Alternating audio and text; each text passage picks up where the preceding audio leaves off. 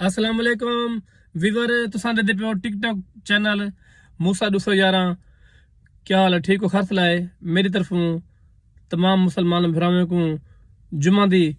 मुबारक होवे खास तौर ते जेरे जर्मनी दे मुसलमान हैं उन्हें को जुमा मुबारक होवे क्योंकि मेरा अकाउंट जरा जर्मनी दा है वीवर क्या हाल है ठीक हो खर्च लाए आज इंशाल्लाह जुमा दी दुहार थी ते अज असां वैसों दरबार ते नमाज पढ़ण तो उथी तक दिखे आज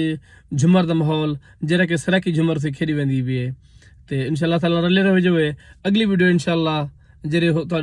असां जेरे पढ़सूं ओ इंशाल्लाह अपना हो सजर न थी झुमर दी ते वीवर बी गाल है जे अपना हुण वेंदे पियो साग खावण साग ते चिल्ले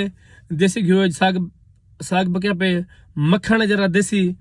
यानी कि गावा मक्खण ओ चिल्ले को लगा पे भाई मुश्ताक ते मैं असां कट्ठे उथे चिल्ले खावण वेंदे पे ते दिखेंदे तको वो लागू ते चिल्ले दा माहौल असां रले रहो जो खैर वेदा हयाती हुए वसदे रहो आबाद हो तो मेरा चैनल सब्सक्राइब नहीं किया तो मेहरबानी करते मेरा चैनल सब्सक्राइब कर खिनो क्योंकि मैं अपना तोरा सरा की भिरावां दा वसदे रहो हयाती हुए खैर हुए वासलाम।